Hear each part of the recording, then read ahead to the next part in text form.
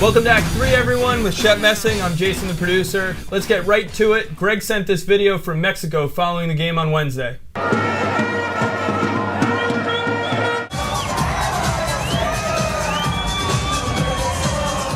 Well, as you can see, the party is still raging here at Azteca Stadium. Mexico with a huge 2-1 come-from-behind victory over the United States. You know, you got to say that some of the MLS guys did really well. I thought it was impressive that Stuart Holden was able to get into the game. Shows the development of MLS, getting players into the national team program. Did well at Gold Cup. Now he gets an appearance here in a World Cup qualifier. That's really impressive from his standpoint. The U.S., though, in the end, you know, they just didn't have something. They didn't have that stamina or the concentration at the end of the game to maintain the lead, or even when it was 1-1 to get the result. And this is the second time now that they've done this. You know, they did the same thing against Brazil in the final of the Confederations Cup. It's the way it goes, though. What are you going to do, right? So, you know, 2-1 for Mexico. I thought the U.S., though, should take some joy out of this one. Remember, goal differential will matter in the hexagonal, so it's important for them that they only lost by 1 goal. That's all we got from Azteca Stadium here. Back to you guys. Well, let's hope Greg makes it back safely from Mexico. With my tequila? Of course.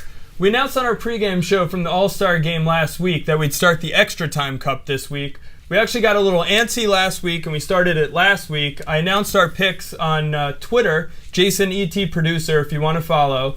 Greg and Shep each picked Colorado, which turned out to be a pretty good pick over Chivas. I took Seattle, not so good. Yeah, Greg and I were laughing. It was so easy the first week. Greg and I have to keep it up. All right, I'm not going to give any excuses. I'll explain the rules for anyone who missed them.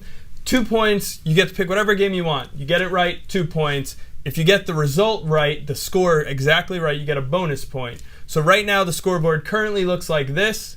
Shep 2, Greg 2, myself 0. No excuses, I know. Well, I'm going to start with my pick. So next week, I have Columbus. They're home against Dallas. Dallas has played well, but I think Columbus is great. They're unbeaten at home. They've never really this season blown opponents out at home. That's why I'm keeping the score down. Columbus 1-0 over Dallas. Once again, Jeff Cunningham facing an old team. Yeah, that happens every week, right? Well, Greg also sent his pick in from Mexico, so here that is. Hey guys, my pick for the Extra Time Cup is Columbus over Dallas. Look, Dallas is playing well. Jeff Cunningham scoring lots of goals right now. But Columbus, they're still arguably the class of the league as it goes. They're finding ways to win even without Guillermo Barros Schelotto. And I think Alejandro Moreno is starting to turn around a little bit in his form. He's starting to get some goals like he did last week. And of course, Robbie Rogers. You just can't stop the guy. So I'm going to go with Columbus over Dallas 2-0 in the Extra Time Cup. So, of course, Greg has to go and pick the same game as you again. So I'm obviously not going to pick the same game you guys are picking every week. You're protesting too much. I think we're in the first week and you're already folding. You're feeling the pressure. Well, that's the easy game to pick. I'm actually going to go with Chicago on the road. Again, I'm going with another road team, which is probably a bad idea. But Chicago on the road against Kansas City, who are without Arno and Claudio Lopez. Chicago might have some injuries in the back, but I'm going to take them with a 1-0 win, scratching it out at Kansas City. Yeah, good luck. That doesn't bode well for you that you've changed your mind 5 times in the last 3 minutes, but good luck. Well, finally, Shep, let's take a look at some of the other games around the league. There are big games, including Seattle heading south, literally and figuratively, to play LA. What happened to Seattle in MLS Cup? Well, I predicted they'd be there. They may be there as spectators because that's where the Cup game will be held, but I don't know what's gone wrong, really. They've really fallen apart in terms of offensive productivity. I still believe in them defensively. I think they're going to struggle against LA because I love LA. LA has played really well. They have all the parts in place, so this will be a tough challenge for Seattle. And Seattle will be without Hurtado, who's on a yellow card accumulation suspension, so probably a busy day for Keller, assuming that David Beckham and Landon Donovan are both healthy and ready to go? Well, there'll be a little bit of fatigue in terms of Landon Donovan and Beckham coming back to play, but once again, in league play, the LA Galaxy has some good momentum, and I don't expect them to give that away at home.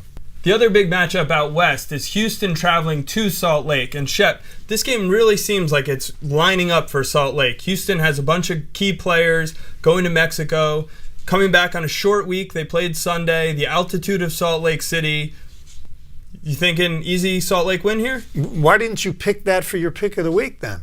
Oh, man. I always go against public opinion. So, yes, a lot of positive signs for Salt Lake. At home, in the altitude, coming off a win, possibly get Movsisian back in the lineup. Critical game for them.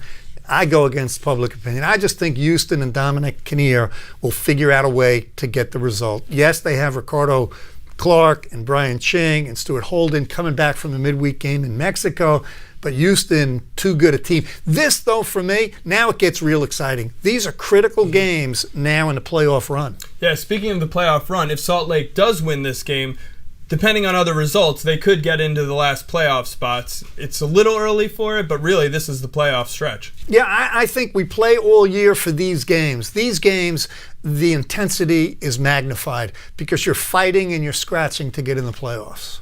All right, well, that's all the time we have for you today. Greg is back next week. Until then, well, I guess his catchphrase comes back next week also. See you then.